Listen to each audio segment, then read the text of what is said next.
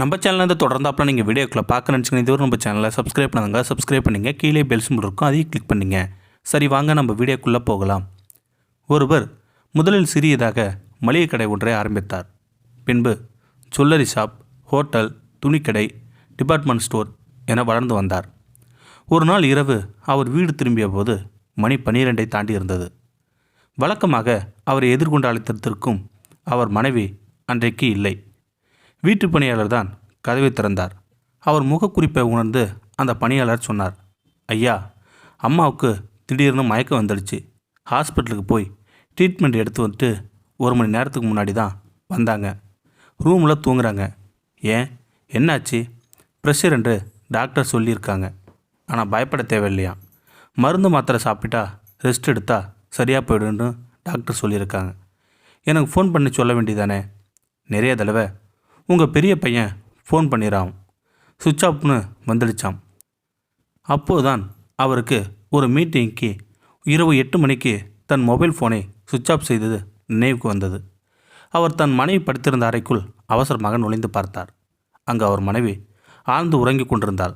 அவர் மனைவியின் தலையை வருடி கொண்டிருந்தார். ச்சே, இவளை கவனிக்காமல் விட்டுவிட்டோமே என்கிற வருத்தம் எழுந்தது அவருக்கு. அவர்களுக்கும் திருமணமாகி 25 ஆண்டுகளுக்கு மேல் ஆகிவிட்டது. குடும்பத்தோடு சேர்ந்து மகிழ்ந்திருந்த நாட்கள் எல்லாம் நினைவுக்கு கொண்டு வர முயன்றார் அவர். அவர் நினைவுக்கு வந்தது மிக மிக சொற்ப தினங்களே. தன் மனைவியின் பக்கத்தில் இப்படி நெருக்கமாக அமர்ந்து வெகு நாட்கள் ஆகிவிட்டது என்பதை நினைத்து அவர் திடுக்கென்று இருந்தது. அறையை விட்டு வெளியே வந்தார். அடுத்த அறை கதவை திறந்து பார்த்தார். 2 மகன்களும் படுக்கையில் படுத்திருந்தார்கள். சத்தம் இல்லாமல் கதவை மூடினார். மாடியிலிருந்த தன் தனி அறைக்கு போவதற்காக படிகளில் ஏறினார். ஐயா, சாப்பிட ஏதாவது வேணுமா? பணியாளர் கேட்டான். வேண்டாம் என்று சொல்லிவிட்டு அவர் தன் அறைக்குள் நுழைந்து கதவை சாத்தி கொண்டார் முதலாளி. உடையை மாற்றிக்கொண்டு கட்டிலில் அமர்ந்தார். இவ்வளவு சம்பாதித்து என்ன பிரயோஜனம்? நாம் யாருக்காக வாழ வேண்டும்? பிள்ளைகள், மனைவி, இவர்கள் கூட நேரத்தை செலவழிக்க முடியாமல் அப்படி என்ன பிஸ்னஸ்? என்ன நோய் யோசனை வந்தது அவருக்கு. கடைசியில் அவர் ஒரு முடிவுக்கு வந்தார். இன்றுதான் கடைசி. இன்றோடு பிஸ்னஸிலிருந்து ஓய்வு பெற வேண்டும். இனிமேல் வாழ வேண்டும்.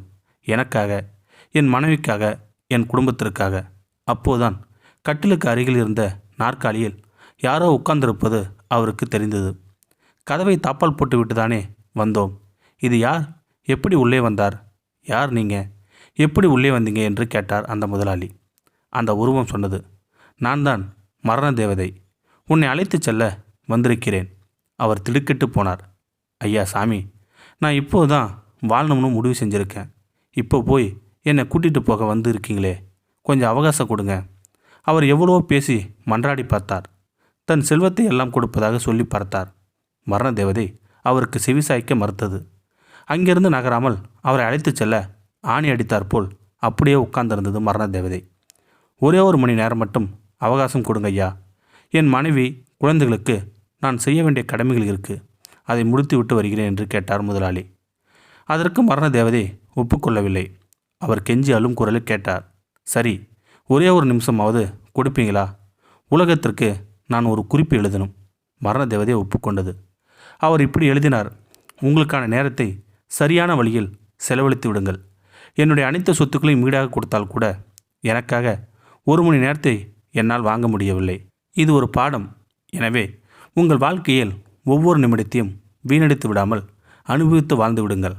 அப்போது யாரோ கதவை பலமாக தட்டும் சத்தம் கேட்டது. அவர் திடுக்கிட்டு கண் விழித்தார். விடிந்து வெகு நேரம் ஆகிவிட்டிருந்தது. அவர் எழுந்து போய் கதவை திறந்து பார்த்தார். பணியால் தான் வெளியே நின்று கொண்டிருந்தான். ஐயா, ரொம்ப நேரமாக கதவை தட்டுறங்க. நீங்கள் திறக்கவே இல்லை. பயந்துட்டேன், அதான் கொஞ்சம் பலமாக தட்டிட்டேன் என்று சொன்னான் பணியாளர். அவர் அவசரமாக திரும்பி தன் பெட்டுக்கு அருகில் இருக்கும் மேஜையை பார்த்தார். அங்கே அவர் எழுதிய குறிப்பு இல்லை. பேனாவும் எழுதப்படாத வெள்ளைத்தளம்தான் இருந்தன. ஆதலால் தயவு செய்து வாழ்க்கையை வாழுங்கள். நொடிக்கு நொடி கொண்டாடுங்கள். பேரானந்தமாக இருங்கள். மனைவி, குழந்தை, கணவன், அப்பா, அம்மா, உடன் பிறந்தவர்கள், நண்பர்கள், ஆடு, மாடு, கோழி, வயல்வெளி, பூச்செடி, இப்படி எல்லாவற்றுக்கும் நிறைய நிறைய நேரங்களை ஒதுக்கி வாழ்வின் ஒவ்வொரு நொடியும் ரசனையோடு அணுவாக ரசித்து ஜாலியாக வாழ முடிவிடுங்கள் நண்பர்களே. இந்த வீடியோ உங்களுக்கு பிடிச்சிருந்தா கமெண்ட் பாக்ஸில் கமெண்ட் பண்ணுங்கள், கூட உங்கள் ஃப்ரெண்ட்ஸுக்கு ஷேர் பண்ணுங்கள். இதுவரை நம்ம சேனலை சப்ஸ்கிரைப் பண்ணாதவங்க சப்ஸ்கிரைப் பண்ணிங்க, கீழே பெல் சிம்பல் இருக்கும், அதையும் கிளிக் பண்ணிங்க. தேங்க்யூ ஃபார் வாட்சிங்.